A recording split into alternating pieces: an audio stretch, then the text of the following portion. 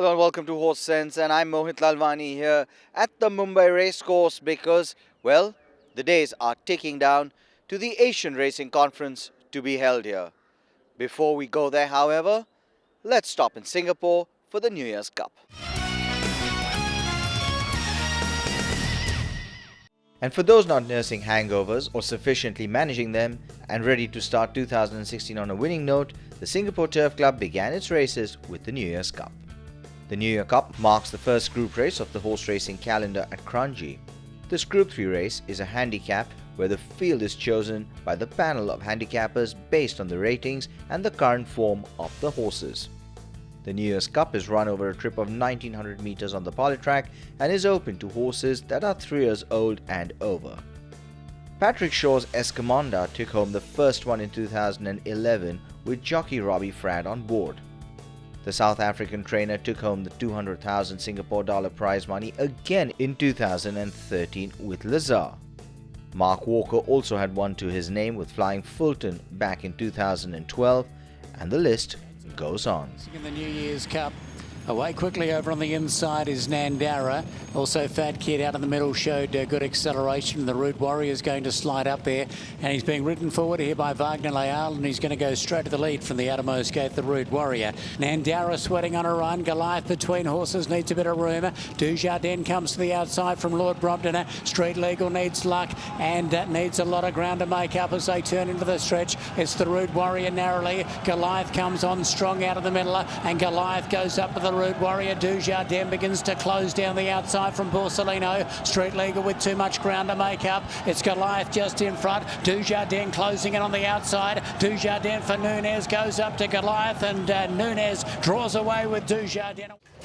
And they're set and they're away in the Group 3, and Keshwa away fairly on the inside, and Fujin Bright being pushed along. Boomerang Deluxe has got very good pace, and he's going forward and looks as though he's going to be able to secure a forward roll here as Fujin Bright gets across to the rails in front. Boomerang Deluxe right with him though. Then Lazar with the blinkers on, moving up into a third out wide. He's pressing on there for John Powell, and Lazar still defies them. Keshwa's had a beautiful run, and he now moves off the rails to issue a challenge. In fact, further back, so the Shore Runner certainly to the fore here. Then Fujin Bright. Boomerang Deluxe needs to get going. He's tucked away on the rails from Knight's Command, and Emperor's Banquet coming down the outside. A little bit of a surprise here. In fact, has raced up to Keshwa. Let's see the response from Keshwa. In fact, has taken over here from Juglall. They're clear of Knight's Command and also Emperor's Banquet. It's Keshwa, and in fact, they're going to fight this out. In fact, on the outside, Keshwa fighting very strongly. This is going to be very close, but he comes back and wins. He's a classy individual, Keshwa.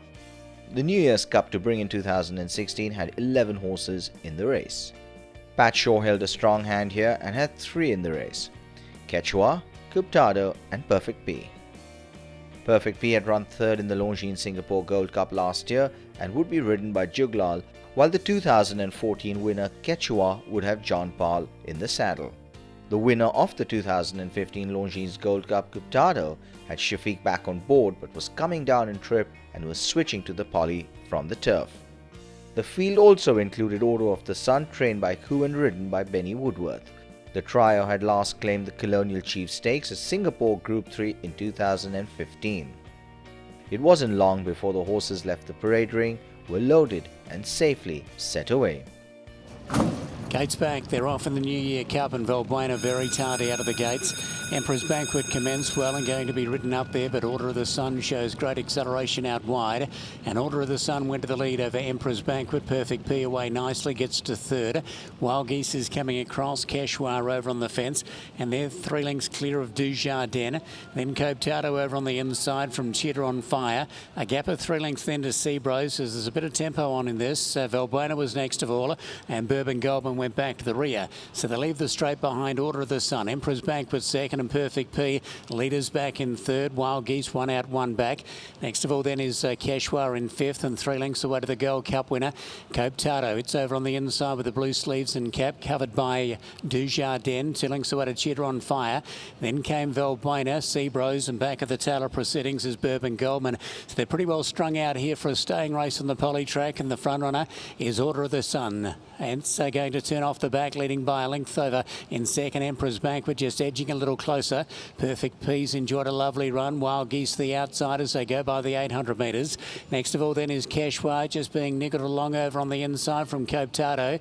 Then came Dujardin, Valbuena, Seabro still well back, not really travelling all that well, being ridden along from Cheddar on Fire and Bourbon Goldman. Top of the straight they come. Order of the Sun of the 500 metres still travels fairly strongly as they turn in. Perfect P ran to second. Emperor's Banquet dropped off. Keshwar begins to plug away over on the inside from Cope Tardo. Dujardin, Cheddar on Fire, but Perfect P quickly pounced up on the outside of Order of the Sun, who fights on strongly. Keshwar coming across their heels but spots the leader 3 lengths as Perfect P begins to race away from Order of the Sun. Keshwar won't give in. He runs on strongly down the outside, but Perfect P is perfect start of the year in 2016, takes the New Year Cup. Look, it was a lot of pressure going into this race. You know, you hear the whole week, you know, we've done so well in this race, but when you've got such a nice team of stayers and you've got to sort of put them all in the same race, it's great, but it's also full of pressure. I thought a very, very good ride by Naresh. The pace was on from the word go, and with the 50 kilos, I thought he ran great. I thought Quecha ran well. You know, I'd have to go sit back and look at the other two, what they did. But all in all, a great win, great for the owner who's here on course today from Thailand, and just great all round. I just bounced my horse up and I didn't want to bustle him too much at the gate because I know it's going to be pace on. But once I see Order of the Sun start going, and I just tried to track him the whole way, and once I see Benny start pick up the pace at the 800, I didn't want to give him any start, and top of the straight I can't get to his count coasters and put the pressure on him, and my horse was always travelling well, and the matter I don't hit the front too soon, and yeah, he won a very decent race. I think he's a very good horse with a bright future. A big thanks to the team, you know, they keep on supporting me since I've been here, and yeah, last year I was a bit unlucky. I got beat with Quecha, and this time I got the revenge to Quecha, and very nice feeling to have the New Year, and happy birthday to my wife also on Sunday. That's a New Year Cup for her. Perfect B won comfortably by 3.5 lengths from Order of the Sun. Perfect B is a son of perfect performance out of Holy Filly.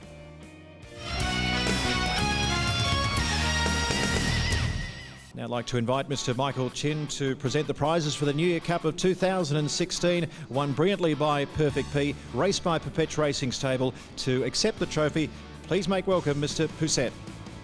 Certainly got a very nice horse on his hands here. Perfect P won 2 races in Argentina prior to coming to Singapore, and is now 5 wins from 8, including a 3rd in the Singapore Gold Cup run in November. But today he takes the feature race, the New Year Cup. Well done to Perpet Racing Stable. Well, Pat Shaw, the winning trainer, is in South Africa to receive the trophy. Ricardo Le Grange. Pat Shaw in recent years has won 4 of the last 6 versions of this race. Horses like Escamonda, Keshwar, Lazar, and this year it's Perfect P, and the dominance from the Shaw Yard remains in the New Year Cup. And the winning jockey, well, he went close to winning this race last year. He goes one better. It's Naresh Juglall. Off to a flying start in 2016. Well done to Naresh. And 8, 7, 1 and 2 on our feature race, the $200,000 Group 3 New Year Cup. Congratulations go to Naresh Juglall, Ricardo Le Grange and trainer Pat Shaw, and of course Perfect P with Perpet Racing taking out the New Year Cup.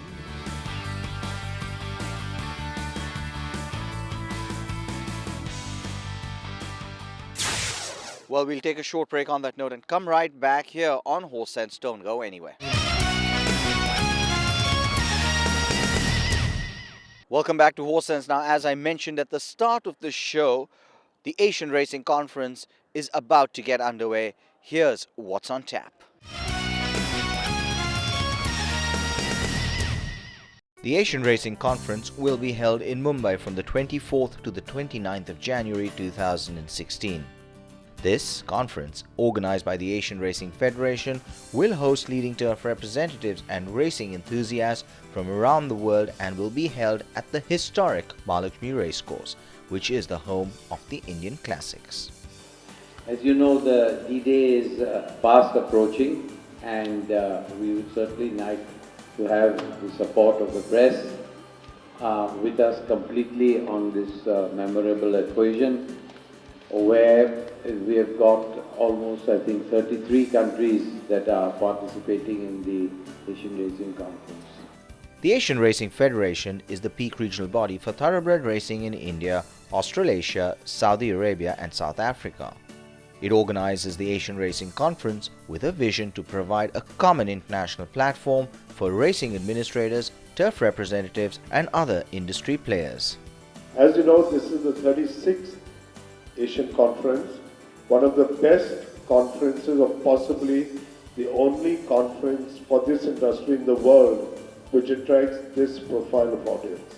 So we are going to be privileged to see the cream of the racing industry from across the world descend upon Mahalakshmi. A quick update on the registration figures. As of a few days ago, the total expected delegates, including the accompanying guests, has crossed 600. It was languishing at about 400, but the numbers have picked up, and I think as the week goes on, we should be close to 650. So that's not bad. It's just a little less than what Hong Kong got. Of course, we cannot compare with Hong Kong in terms of its location, technology, access to the racing world. Topics including betting, breeding, racecourse management, racing media and the future of racing will all be covered. The heart of the conference, of course, remains the business sessions. We have an array of top-class speakers, of course led by Winfred, who is chairman of Hong Kong Jockey Club and also chairman of the Asian Racing Conference.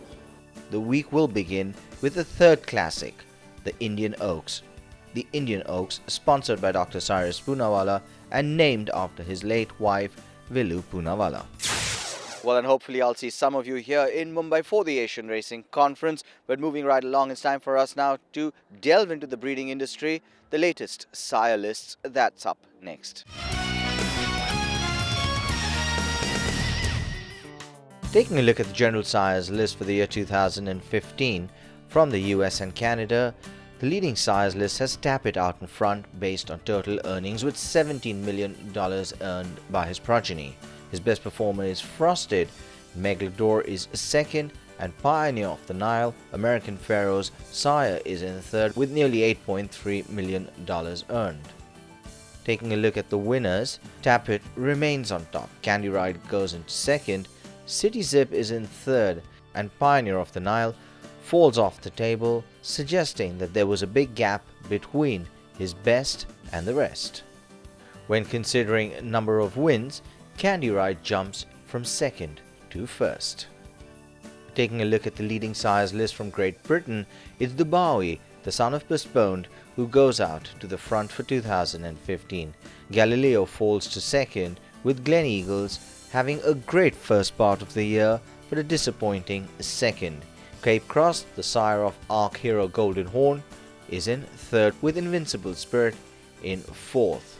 The list is made up by the regulars Oasis Dream, Dark Angel, Shamadal, Kodiak, Teofilio and Exceed and Excel. Based on winners, it's Acclamation, the son of Royal Applause, who's out at the top with a total of 90 winners. Just one behind is Exceed and Excel and 9 behind is Invincible Spirit. Dubawi drops to 5. Taking a look at the total number of wins, it's Kodiak who's the leading sire there with Exceed and Excel in second, Acclamation in third, Invincible Spirit in fourth, Shamadal in fifth and Dubawi falls to sixth. And coming down to the southern hemisphere, we're nearly halfway through the year already with Street Cry out in front from Not a Single Doubt in second, Pentires in third and Fastnet Rock is in fourth based on earnings. And taking a look at Singapore, it's Showcasing who leads the way with earnings of $133,000 plus with Perfect Performance in second, Elusive City in third, Darcy Brahma in fourth and Align in fifth. Well, and on that note, it's time for a short break. We'll be back with, well, something very special. Don't go anywhere. Welcome back to Horse Sense. Now, 2015 was a very special year for many, but I can assure you it was not more special for anyone than the jockey who rode the horse that won the American Triple Crown, American Pharaoh. This was a feat that had been achieved for the first time since 1978. I was lucky to get a chance to chat with him. Victor, thanks for speaking with us. Your trip to Hong Kong, how's it been? So far, so good. Last night, I rode this 4 horses for races for the Jockey Challenge. The horse is not so great, but for me, the most important thing, I come out of the race safe. That's a bonus, and having fun right here in the morning, right? That's the most important thing. The obvious question, American Pharaoh, the journey, how good was it? I can even describe how good this horse was, because this horse, it just comes once in a lifetime. And all the Triple Crowns, they really require a truly champion to be able to win the Triple Crown like American Pharaoh. And you told me the first time you ever rode him, you said it was an unbelievable experience. You just asked him for something, and describe what you felt then. Wow, it's like you driving or flying in a jet. In 10 of the seconds, you're like just drop to the ground, and the next thing you know, you're like, 10 lengths in front of everybody. And I feel like I was in slow motion. It's just an unbelievable feeling that I will never forget. And I never rode a horse like American Pharaoh, and the way I feel like when it was in the race. The minute I sit in the saddle, even the way he walked, I was just different than any horse that I rode. How much of a redemption was it? You came so close before in the past, California Chrome just last year. He was unlucky. How much of a redemption was it winning the Triple Crown? I mean, there are just a few jockeys who've done it in their lifetime. You're in history. So how much of a redemption was that? A lot. Honestly, I was there twice, and I can't even get it done, But nevertheless, I never look back what happens before. I always look forward, and to be able to come over this time with American Pharaoh, honestly, I was really confident in going there. I was more excited. I was not even nervous. I even had no pressure in there because I know that I have the horse. And if anybody can win the Triple Crown, that's gonna be it, American Pharaoh. Now, let's talk about how it all began. Grew up riding on a farm in Mexico.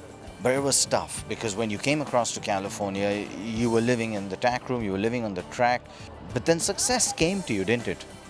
Yeah, I dedicate myself a lot. Living in the track, it was just a thing that I want to do. I want to stay in there and work 100% and work every single day. I never take a day off for many, many, many years because when I decide to be a jockey, decide my career as a jockey, I want to be one of the best and win every race that is possible. In any race, in any track that I can go, I want to be able to beat the best ones. Not just to be the best, but I like to beat the best ones, And but it don't come easy.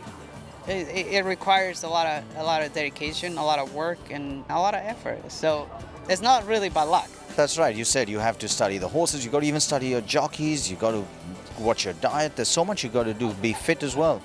A lot of things, many, many things. I study every rider how to ride, all the jockeys how to ride, and every horse that I ride and they're against me, and how I can beat them. And it requires a lot of work, mentally a lot too. You have to think too much, workout, exercise, watch your diet. I never go overweight, and if I ride light, I go running, I lose weight, but I never, over 2 or 3 pounds overweight. Never done that before in my career because that's my job.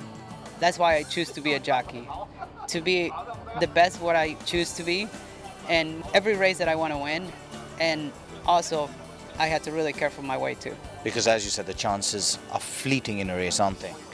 You know what? As a rider or any jockey, we have one small chance. I feel like I have one little tiny deadlight. If you don't take that chance, your chances are over. And for that reason, I say, you know what? I'm gonna go all in, and that's it. And I'm not gonna have a life, but I'm gonna be successful jockey. What happened midway through your career? You kind of just hit a slump, but you managed to fight your way back. What happened? You know what? There's 2008 and 9. It was 1 year that I just don't feel it. I think you have to feel it from your heart. And I don't feel it. I used to go to the track, and actually my body he was there, but my mind somewhere else. Even working out. I work out a lot in the gym, and and do a lot of exercise. And I used to go to the gym 5 days a week, my routine. But 5-10 minutes, I used to work out, and I was like, you know what? No, that's it. I quit. And I used to go home. I used to go to the track, same thing. And I used to ride the horses. Like, I did not concentrate. I did not study the way I used to. And if I win, oh well. If not, then I just want to go home. And my career went down, completely down. And I used to ride like 1 or 2 horses a week. And it seems like everybody lost my phone number. Maybe I did too. But overnight, it just one day it just hit me, you know. And I wake up the next day and I was like, wow, what's going on, you know? I've been winning all these races, a lot of titles, and you know, many races, and I was leading riding many years, and now I can even ride one horse a day. So it's like, you know, I don't want to have my career end my career like this, and that's how, like, you know, completely changed mentally, physical, and I changed my agent. I changed everything, and I started working hard again like I used to. I used to study all the horses again. I used to study all the jockeys and the race and make a decisions quick in a second. You know, it's like this is gonna be the right thing. And sometimes I used to like make plans in the race, but those plans that don't happen. I had to change my plans quick in there, produce the best, and I had to, like, you know, let her run the horse his best race and make them happy. I had to have that connection to the, like, with the horses so they can run and perform better than any other race they ever run. I always believe I want to improve this horse more than any other rider that has been riding him. And that's how I come back to be successful again. Now, you've achieved the holy grail of horse racing, the American Triple Crown. Ambitions, future, how motivated are you? You're looking forward to California Chrome, obviously. Yeah, I am really looking forward. California Chrome, he has his time off, and now he's coming back. He's going to run, you know, next month, in the beginning of the year, and he's going to go, I think that, and later on he's going to go to the Dubai World Cup, and I am excited for him. That's a race you haven't won yet. You know what, that's the only race I want to win. I win everywhere, in every race, but not the Dubai World Cup. All right. Victor Espinoza, who are you as a guy? What are some of the things you like to do outside of horse racing? I'm just like, you know, simple, plain guy, you know what I mean? I like to go to the beach. I like to go shopping. That's my first thing. And second time, go to the beach, just walk, hang out by the beach. And another thing is just, you know, I like to stay home a lot, you know, because really, like, I feel like I spend more time on the track than anywhere else. But whenever the chance that I have, I like to stay home and spend time in there. Well, you enjoy shopping, Victor Espinoza, Triple Crown winner. He's really done it all. Many more California Chromes and American Pharaohs in his life. So, well, the winners and the shopping can continue. Thank you, Victor. Thanks, guys. Well, we look forward to his renewal with California Chrome in 2016.